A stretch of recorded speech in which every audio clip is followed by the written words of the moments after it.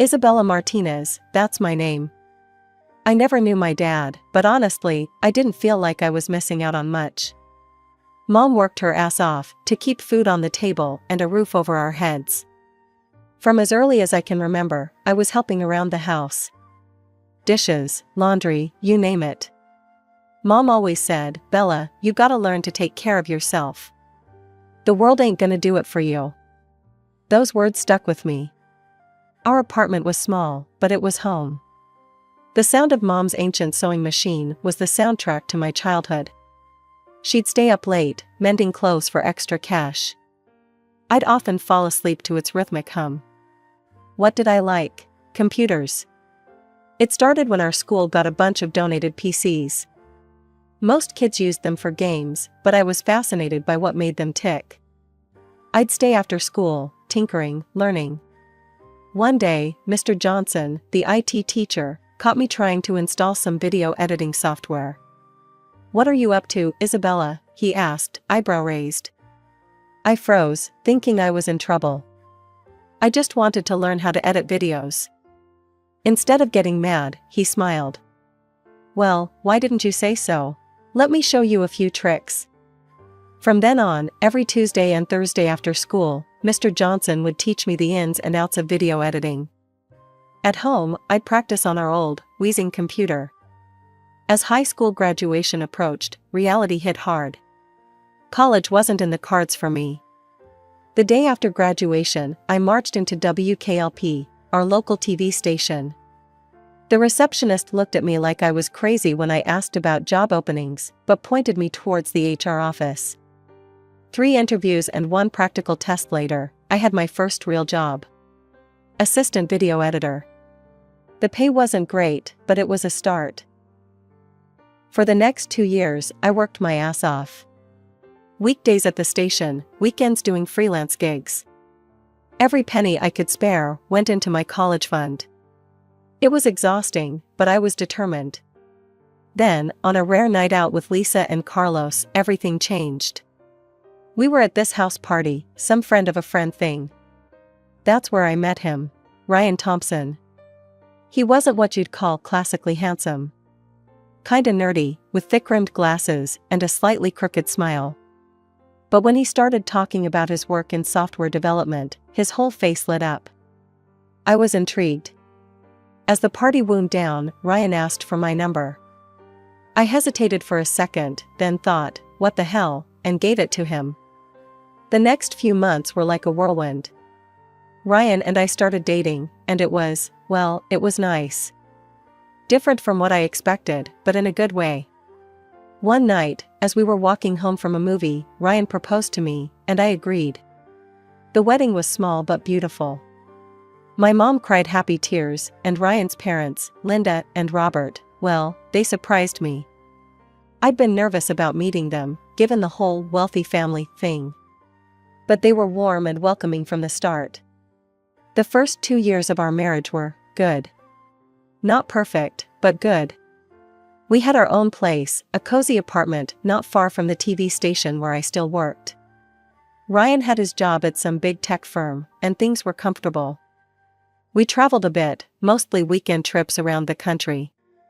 It was more than I'd ever done growing up, and I loved every minute of it. Seeing new places, trying new foods, it was like a whole new world had opened up to me.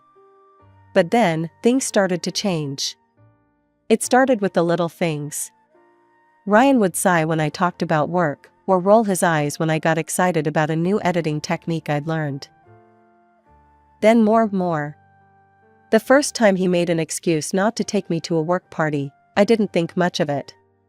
"It's just a boring office thing," he said. "You wouldn't enjoy it."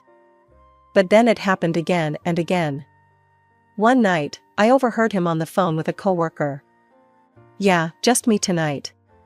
You know how it is. Bella's not really into these kinds of events."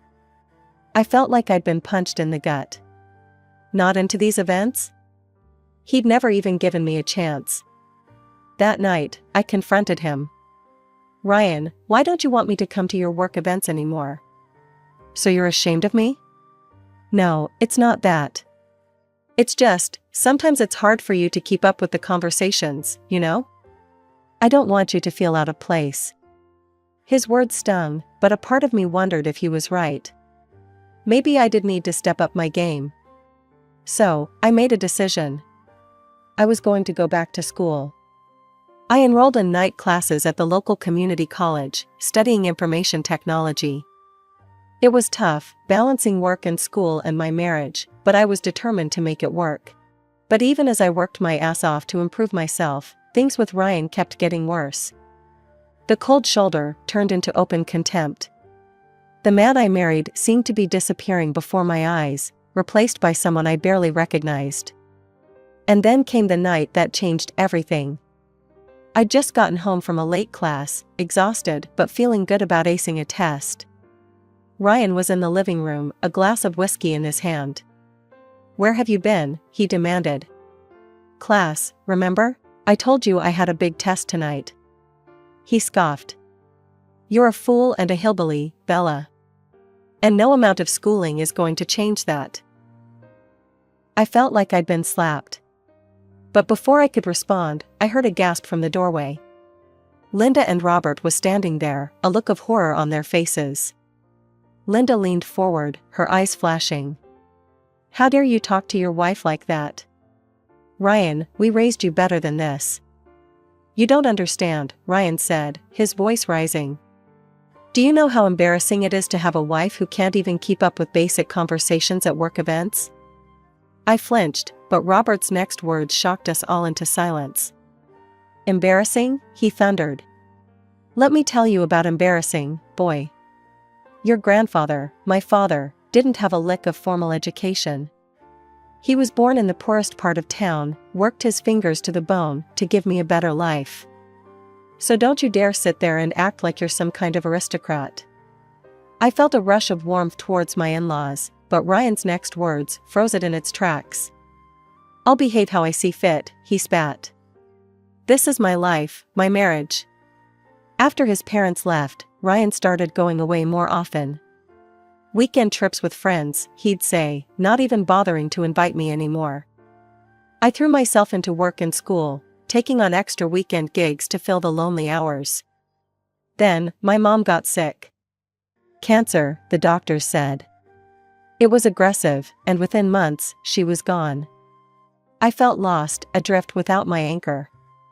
Ryan was barely there, offering awkward pats on the back instead of the comfort I craved.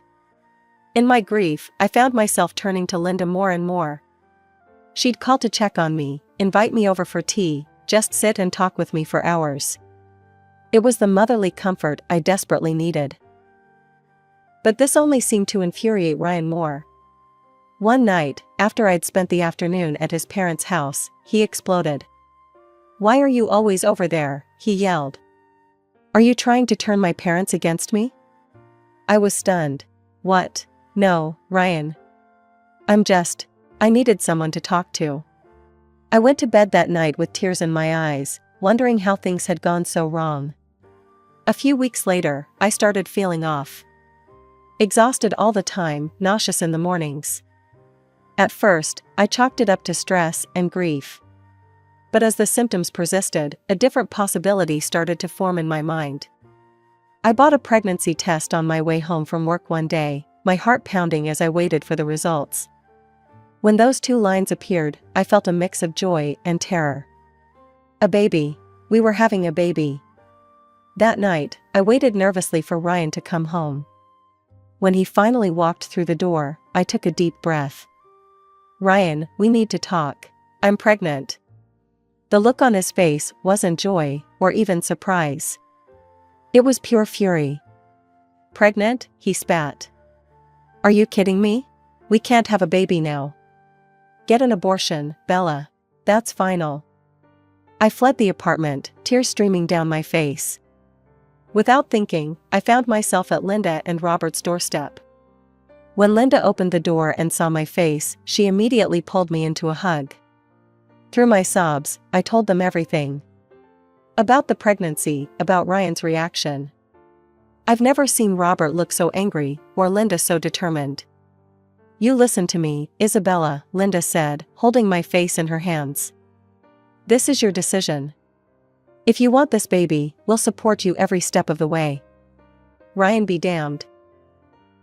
The next few months were a blur of doctor's appointments, work, and growing tension at home. Ryan barely spoke to me, spending most of his time out with friends. I focused on my job, squirreling away every extra penny I could for the baby. One afternoon, I had a doctor's appointment to get some routine tests done. I'd taken half a day off work and was looking forward to a quiet evening at home afterward. As I pulled into our apartment complex, I noticed Ryan's car in the parking lot. Strange, he was usually at work at this hour. I climbed the stairs to our apartment, fumbling with my keys.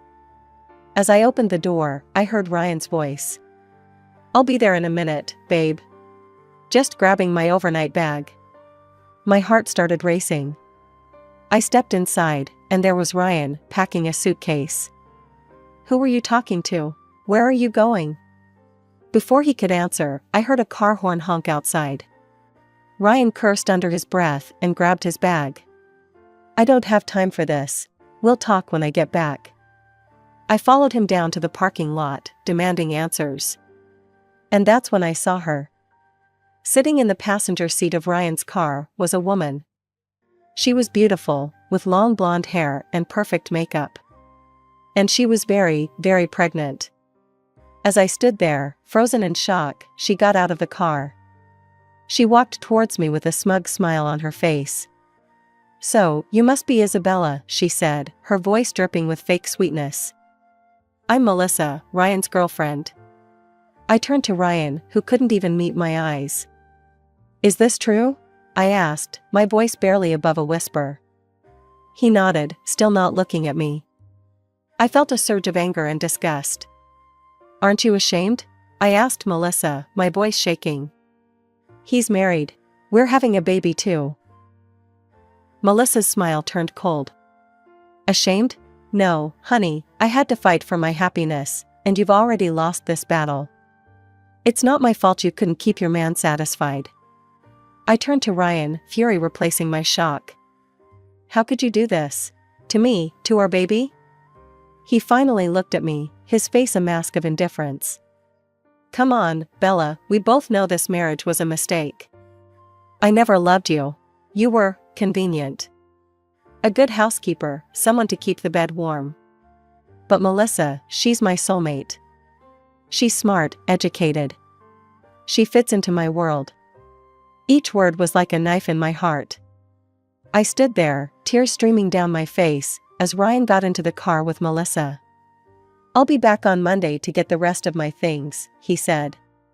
We can talk about the divorce then. As they drove away, I sank to my knees in the parking lot, my world crumbling around me. I picked up my phone with shaking hands and dialed Linda's number. When they arrived at my apartment that night, Linda took one look at my tear-stained face and pulled me into a fierce hug. I listened, numb, as Robert berated Ryan over the speakerphone. His words were sharp, cutting. How dare you treat your wife this way, he thundered. The woman carrying your child. Ryan's voice came through, defensive and cold. Dad, you don't understand. Melissa is. Don't you dare mention that woman's name. Linda cut in. We will never accept her, do you hear me? Never. There was a pause, then Ryan's voice, eerily calm. Fine, I don't need your acceptance. I don't need you at all, I have Melissa now, and that's all I need. The next few months were a whirlwind. With Linda and Robert's help, I found a small apartment closer to them.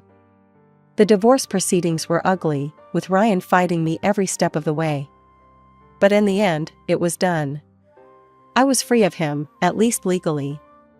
When my daughter, Sophia, was born on a crisp autumn morning, it was Linda who held my hand through the labor. Robert paced the waiting room, every bit the nervous grandfather.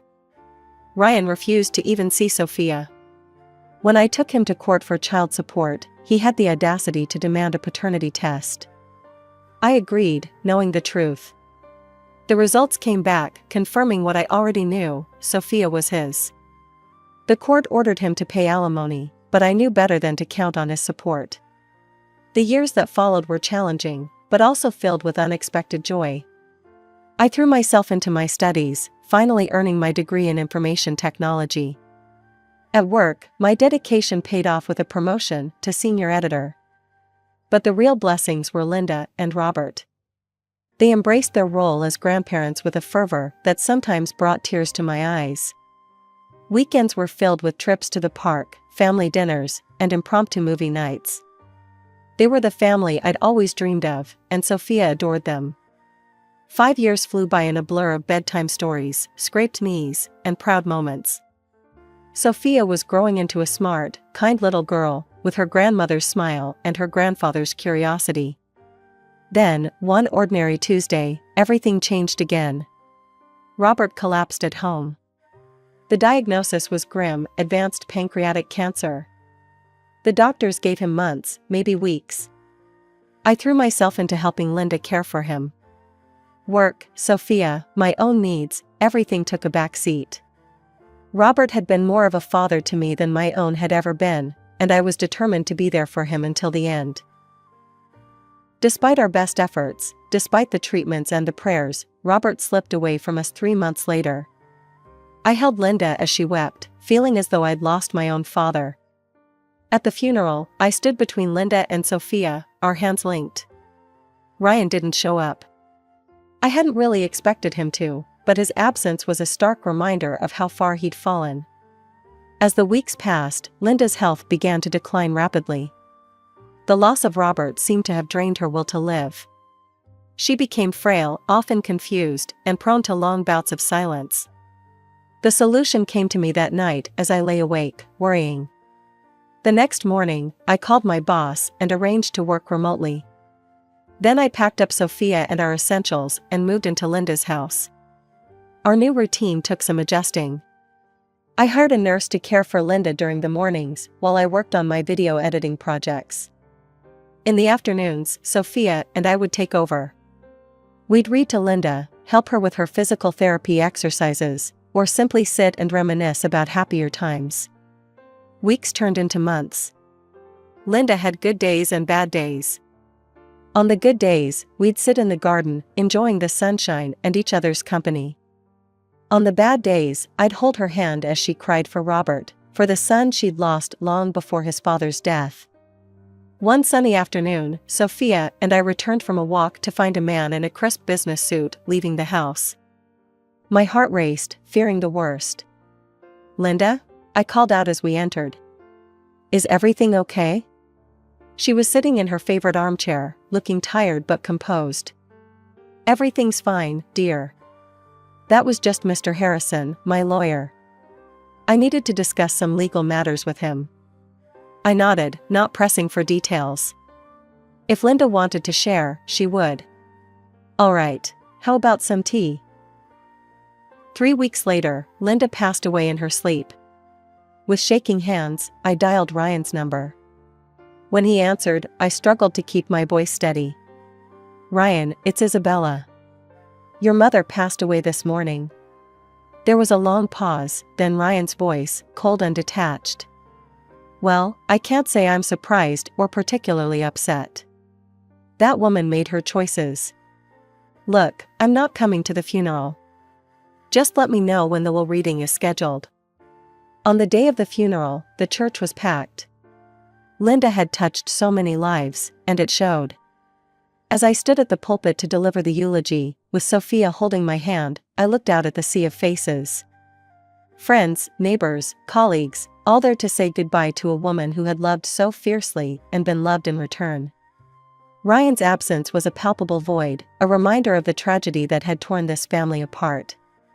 But as I began to speak, sharing memories of Linda's kindness, her strength, her unwavering love, I realized something profound. Family isn't always about blood. Sometimes, it's about choice. And Linda had chosen to love me, to love Sophia, even when her own son had turned his back on us all. As we laid Linda to rest beside Robert, I made a silent promise. I would honor her memory by living with the same love and grace she had shown me. And I would make sure Sophia grew up knowing the incredible grandparents she had been blessed with, even if their time together had been all too brief. A few days after we laid Linda to rest, I received a call from Mr. Harrison, Linda's lawyer. "Mrs. Thompson, it's time to read the will. Can you come to my office tomorrow at 10 a.m.? I've already contacted Mr. Thompson. He'll be there." The next morning, I arrived at the law office, my stomach in knots. I took a deep breath and walked in. Ryan was there with Melissa, both dressed expensively and wearing matching scowls.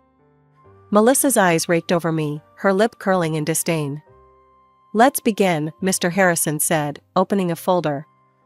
As he read, I watched Ryan's face. At first, he looked bored, then confused, and finally, as realization dawned, furious.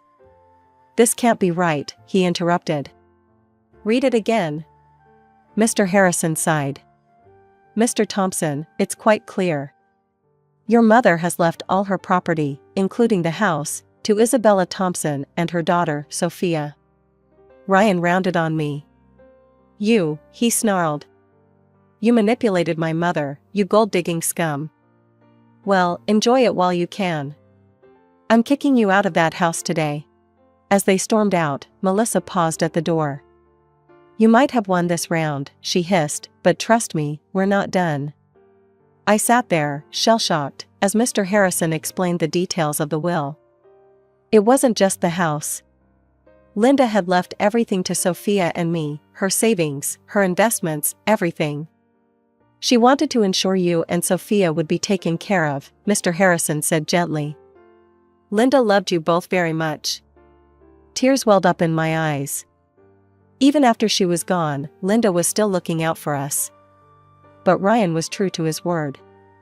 The harassment started that very night, incessant phone calls, threats, promises to destroy me.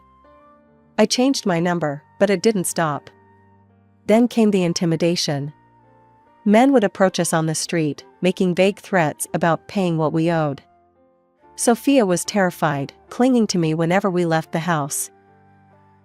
One day, as a man was making his usual threats, I discreetly hit record on my phone. As soon as he left, I went straight to the police station.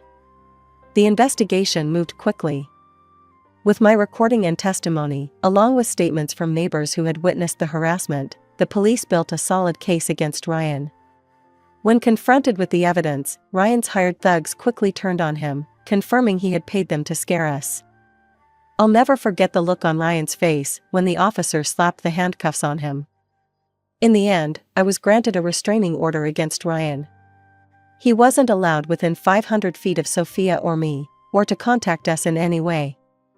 That night, as I tucked Sophia into bed, I looked around the room that had once been Linda's sewing room. Now it was filled with stuffed animals and children's books, a testament to the new life we were building.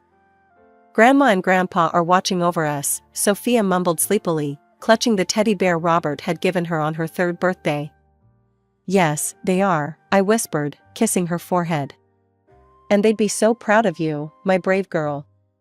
Life had finally settled into a peaceful rhythm. Sophia was thriving in school, and I had recently been promoted to deputy director at the TV station. Linda and Robert's legacy had given us security, but I was determined to build our own success. One sunny afternoon, as I left work, a familiar figure stepped out from behind a parked car. Melissa, Ryan's wife, looked nothing like the polished woman I remembered. Her hair was disheveled, her eyes red-rimmed. "Isabella, please," she said, her voice breaking.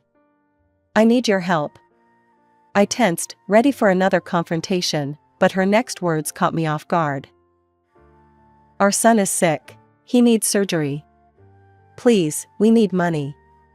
Just half of the inheritance." "You don't need it all, do you?" Something felt off. "What's wrong with him?" I asked cautiously. Melissa's eyes darted around. It's his heart. No, his kidneys. The doctors say." As she fumbled through her explanation, I remembered our first encounter, her smug smile as she declared victory in our battle. A cold clarity washed over me. "You know, Melissa," I said calmly, "someone once told me that I had to fight for my happiness. And it looks like you've already lost this battle." Her face transformed, the mask of desperation replaced by fury. You scum, she spat. You owe us that money. It should have been ours. I stood my ground. I don't owe you anything. Now leave, or I'm calling the police. As I walked away, her curses fading behind me, I felt a sense of closure. The last tie to my old life had been severed. That night, I made a decision. It was time for a fresh start. I sold Linda's house and bought a new one in a different neighborhood. Somewhere Ryan and Melissa wouldn't find us. Now, as I sit in our new living room, watching Sophia do her homework, I'm filled with gratitude. Gratitude for Linda and Robert, who loved us unconditionally. Gratitude for the strength I found within myself. And yes, even gratitude for the hardships that led me here,